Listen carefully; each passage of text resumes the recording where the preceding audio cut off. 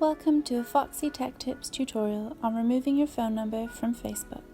I'm doing this tutorial using the Facebook app, but it will be pretty much the same on desktop. Open up the Facebook app and then tap on the menu hamburger button at the top right of the screen. Now tap on Settings and Privacy and then tap on Settings. From this menu, you want to tap on Personal Information. Now you can tap on your phone number to open the settings for it.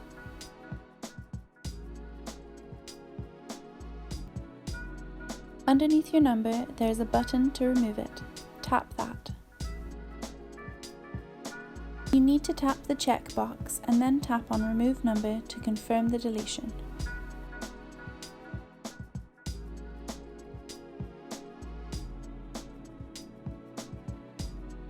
Now you just need to enter your password and then tap on Remove Phone.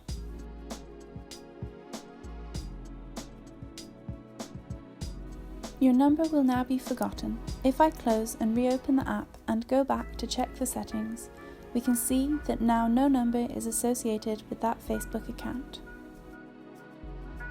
And that draws an end to this tutorial. Please like the video if you found it helpful and subscribe to Foxy Tech Tips for more Facebook videos.